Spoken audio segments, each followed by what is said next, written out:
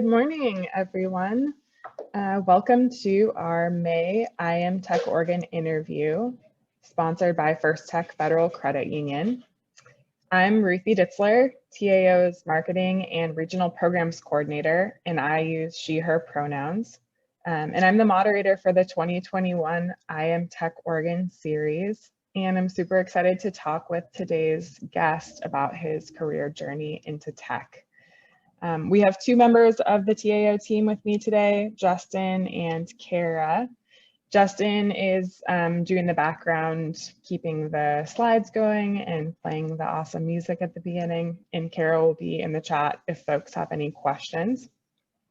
And then this is a small group, so we can keep it very casual, and folks, we're all Zoom etiquette experts at this point, but a couple of reminders: stay on mute for now unless you have a question to ask, and a TAO staff member unmutes you and calls on you to talk.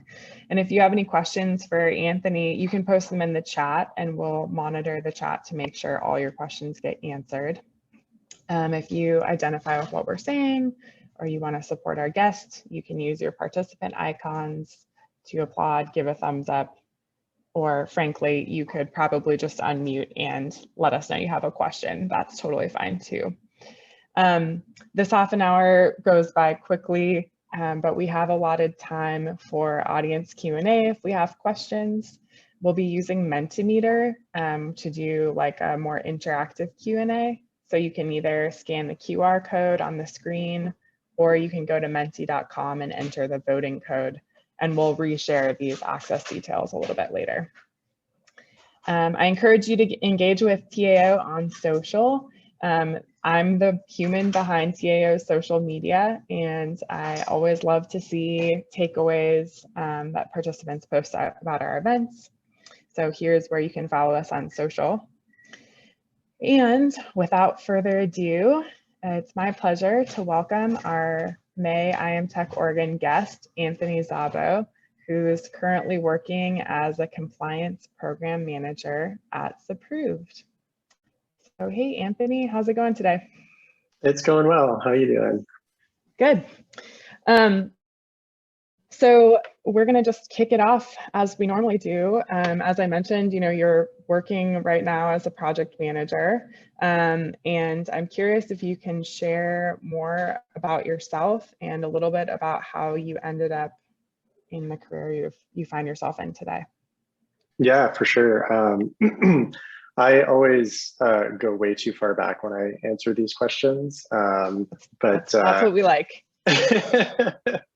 I think the reason that I do that, so I got my undergrad degree in history, and it sort of trained me to just always look at the wider context. And so I always find myself being like, well, this is important and this is important. So I have an undergrad degree in history, and like any good history major, immediately after college, I became a barista.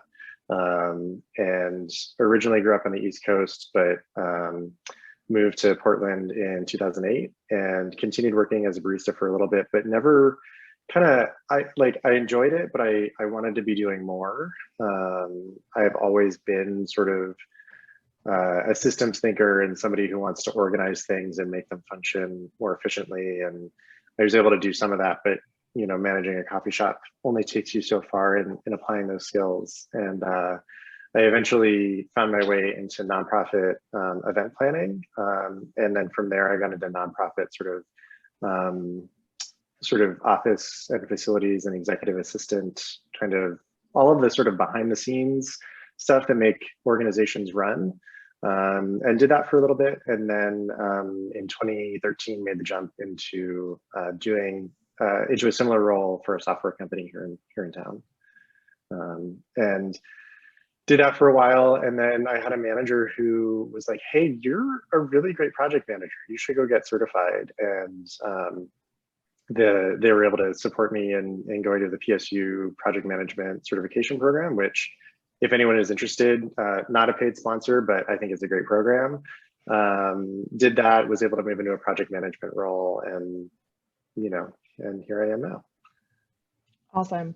And tell me a little bit about, so you work at Zapproved. In your role at Zapproved, what's your day-to-day like?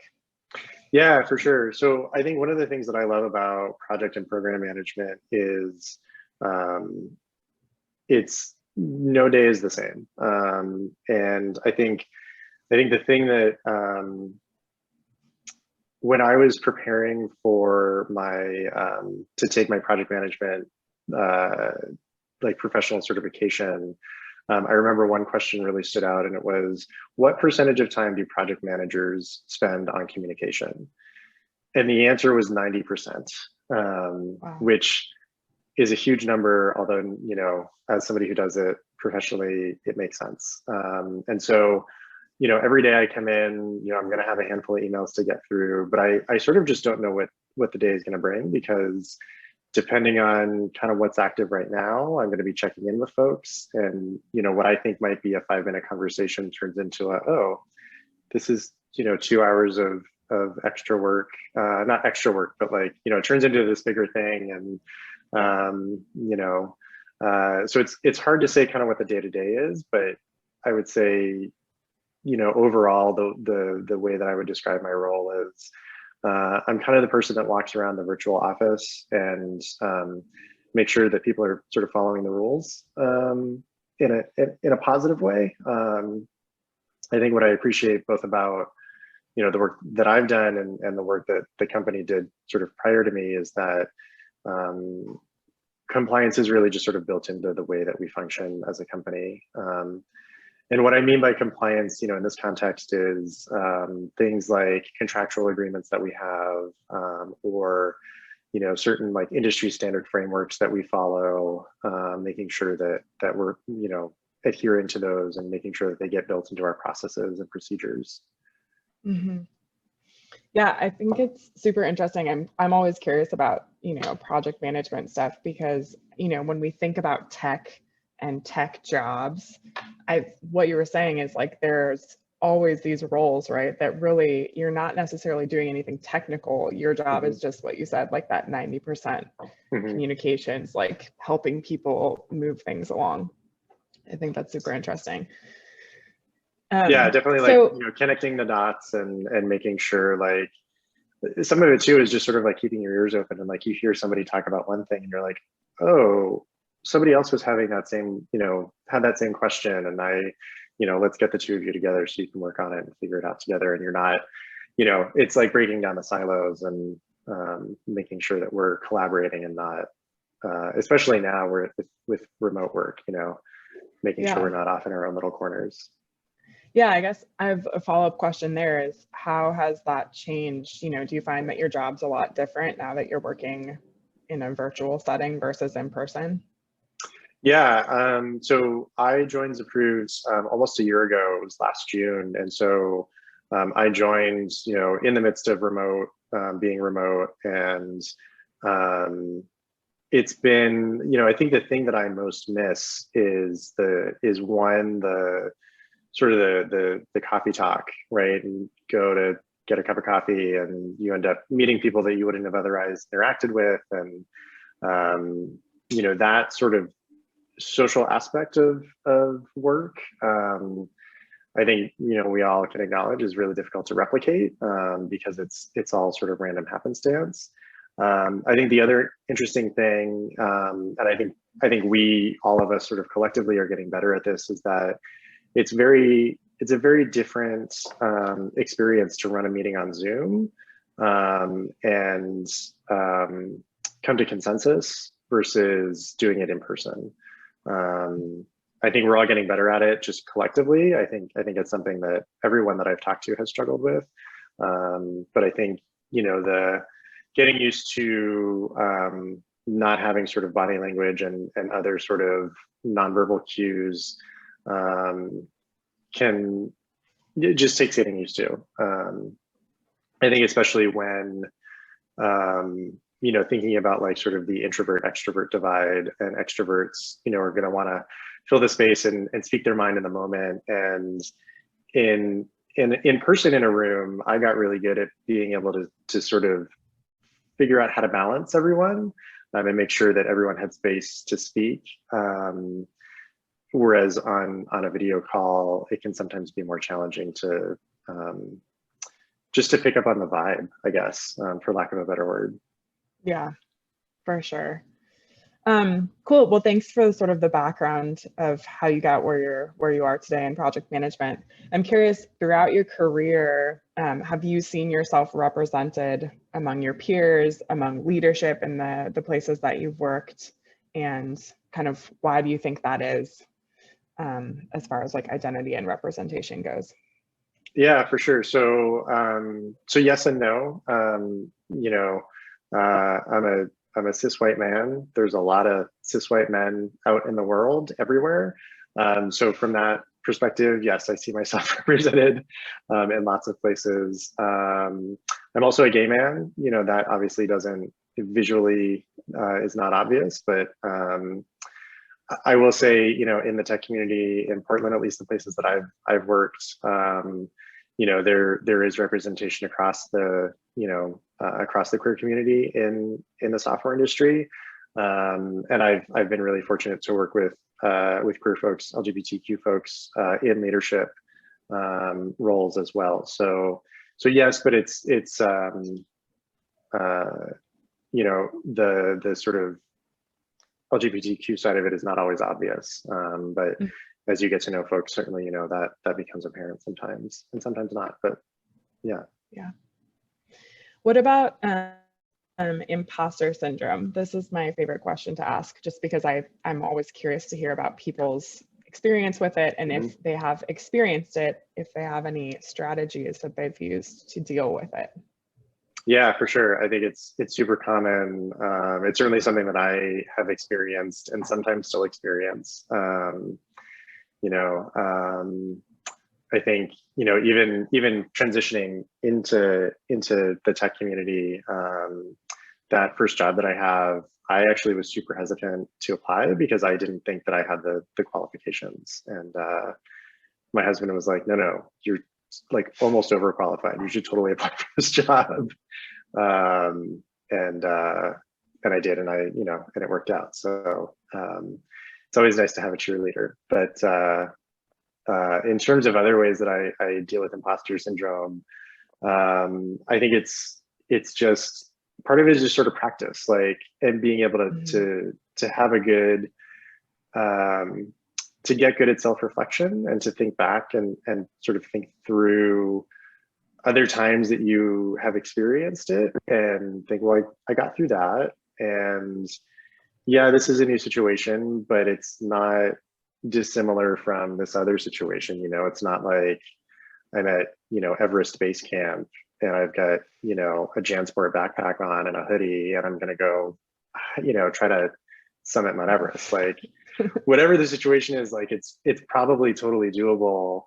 And I think it's also really important to remember kind of your network of support, and whether that's coworkers or a manager, or even friends and family, or folks that you've worked with in the past. Like, I think that, you know, remembering that you're not alone can also be really helpful.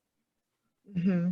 Yeah, someone on an event we were running yesterday evening, the guest referred to those people around you as her kitchen cabinet. She kept talking about how important it is to have like your kitchen, your professional kitchen cabinet of people that you have on hand to bounce ideas off of and just like, you know, help you talk through issues that you're having. I think that's a super great point. Yeah, I like that concept. That's cool. So talking a little bit about like what you just mentioned, like making that hop from working in nonprofit to going into software. What originally got you interested in that? Yeah, so I, for you know, pretty much my whole life have had an interest in technology, and like I was always, even growing up, like I was, you know, of my siblings, like I was the one who was like, go program the VCR because nobody else can figure it out. Like silly, you know, like kind of silly stuff like that.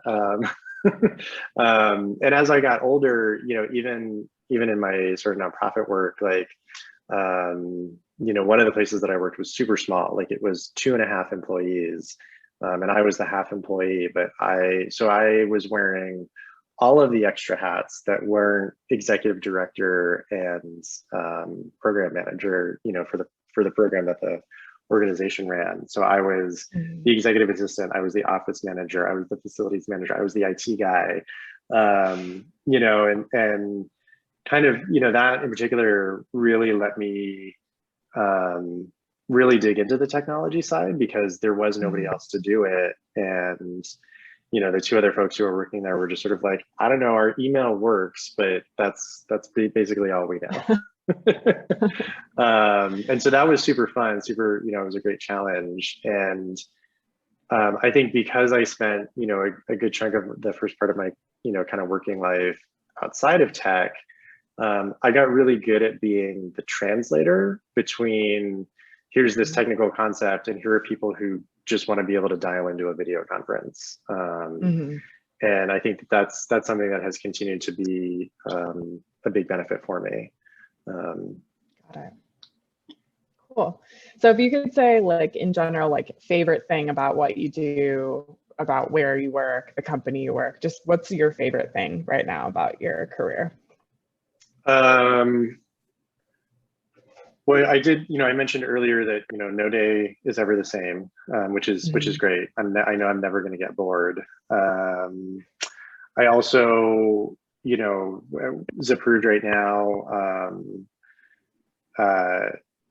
I really appreciate the flexibility that has come from remote work. And I really appreciate, in terms of sort of company culture, that there's sort of this really great sense of like, we're all going through the same thing, right? Like, we're all balancing, and that's always been true, right? We've always all been balancing work life and personal life, and but now where work and home are still overlapping and have been overlapping for a year, it really changes that equation. And so I think a great example of that is, my husband and I had a child last spring, our first kid. And so going back into the workforce now as a parent, and as a stay-at-home parent who is also working full-time, that was a lot of things to balance. And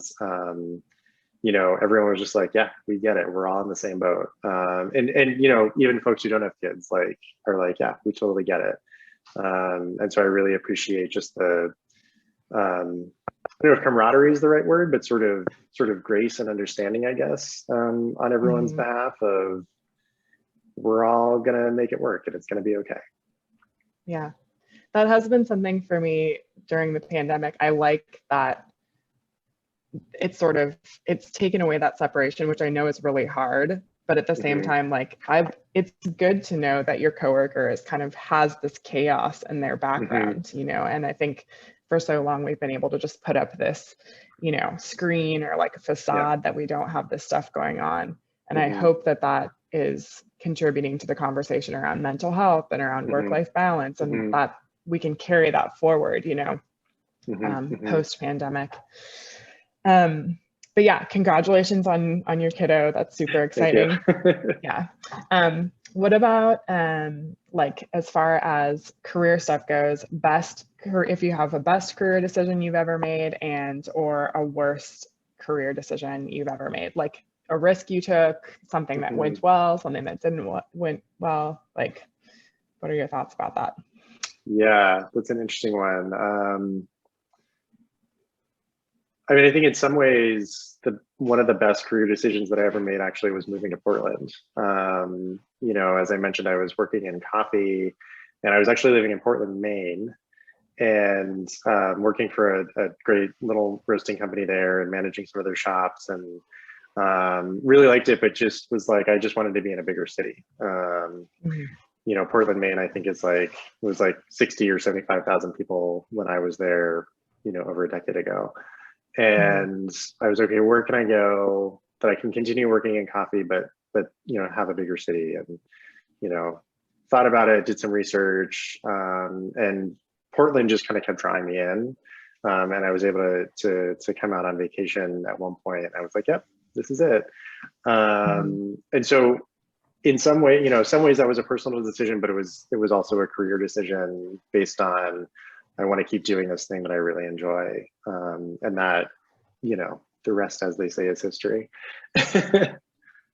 And then you didn't have to, like, all your t-shirts that already said Portland on them, you didn't have Right. to change your wardrobe. So that's exactly. perks too.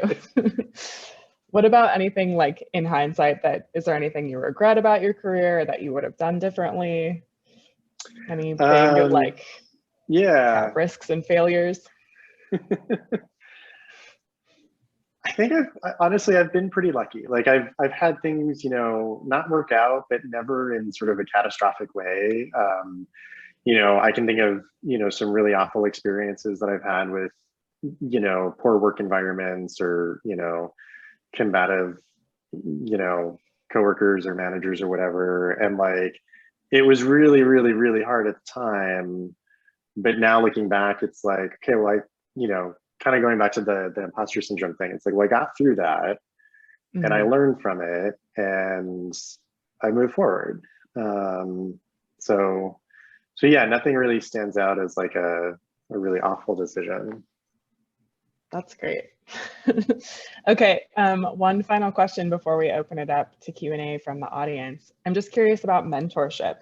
Have you had any particular person that's influenced you? And do you have advice for folks who are looking to get into project management or who already are working as project managers who are looking for mentorship? Yeah, for sure. I've been super lucky in my career and have had a number of really great mentors, both in project management, sort of officially, and not. And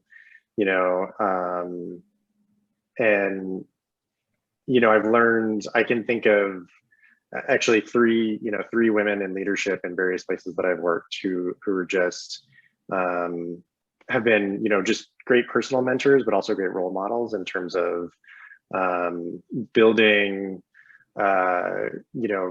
teams and organizations that communicate clearly, who aren't afraid of conflict, healthy conflict, and who want to build really sort of inclusive communities where everyone can have a voice at the table. And those are things certainly that not only have I learned from them, but also try to bring forward in my own work. In terms of project management, I think I'll be honest, I'm not super active, but in it. But there is the Project Management Institute, which is sort of the professional organization for project managers, and the Portland chapter is fairly active. And I know that there are a lot of great both networking opportunities and also just chances to just be able to kind of go on their website and reach out to folks, ask questions. And again, I mentioned it earlier, the PSU project management certificate program was really fantastic. And I was able to meet, some great folks there who are also in project management, and, kind of maintain those connections, kind of building that sort of kitchen cabinet, so to speak. Awesome. Cool. Well, let's go ahead, and Justin's going to show us our QR code again. Let's go ahead and open up the Mentimeter Q&A. And so if you have a question for Anthony, you can go to menti.com and there's the voting code on the screen, or you can use your phone and just scan the QR code and enter your question there.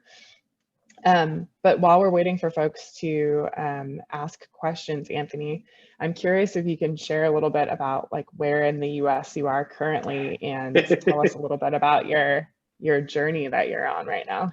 Yeah, for sure. So this is obviously something that you and I chatted about earlier, but going back to just the flexibility of remote work, I right now am actually in Pittsburgh, and as I mentioned, my husband and I had a child last spring, and we are both originally from the East Coast, and because of the pandemic, our families hadn't met her yet. And so we kind of started throwing around this idea kind of late last summer, like, what if we just drove to see our families? Which, and we kind of started thinking about it, and we're like, well, that would be pretty wild, but it's probably a thing that we could do. So we left Portland mid-April and drove to North Carolina and stayed with my in-laws there. We're in Pittsburgh now, and then we're going to move on to New England in a few weeks to see my family. And, surprisingly, driving across country with a little over a 1-year-old was actually super smooth. I'm impressed. She's been a total just little road warrior, and has been going back to communication, has been very good at communicating when she just can't be in the car seat anymore. And that usually is about the time that we're done too. So it's been a blast. Yeah. Take a break. Yeah. Awesome. Well, that's, definitely work from home perks. I'm really glad that you all have been able to take that trip. It sounds awesome. Yeah, it's been really cool. It looks like we have one question about your feeling on the hybrid approach to work that's being discussed and planned by many companies. And TAO, we were just talking about this today, like some folks working from home, some folks coming back to the office. So how do you feel about that as a project manager? Yeah, so I sort of, mentioned it earlier, like I think the working remotely, it's a skill that we're all still continuing to work on. But I think that sort of the cat is out of the bag on that, right? Like it's not going back. And I think that's a good thing. Personally, I think having the flexibility to work from almost anywhere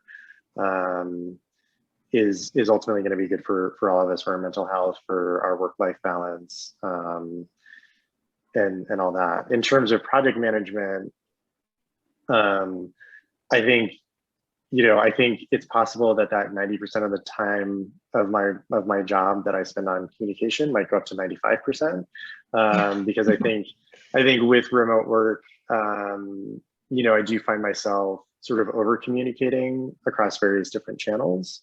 Maybe it's not over communicating, but communicating across more channels than I previously had, just to make sure that folks are seeing the information that they need. And again, I think if you keep communication lines open, make sure everybody has a voice at the table, and is able to provide their input in a way that best works for them, and then is able to sort of be digested and discussed by the rest of the group, it's totally doable. Yeah, we're all very curious, I know, to kind of see how things go moving forward. And I, for one, am excited about the flexibility I think that we've been able to include in that, working from home. So, okay, well, that's how quickly a half hour speeds by. So thank you so much for your time and for answering our questions. For our June I Am Tech Organ event, please join us all for a conversation with Catherine Hines, who's a UX designer at Extensis. So that's going to be on June 10th, and registration for that event is live at techoregon.org/events. And I'll also send a registration link out with the feedback survey for today's event. Thank you to everyone for joining us today. And remember, I am Tech Oregon. Have a beautiful Wednesday.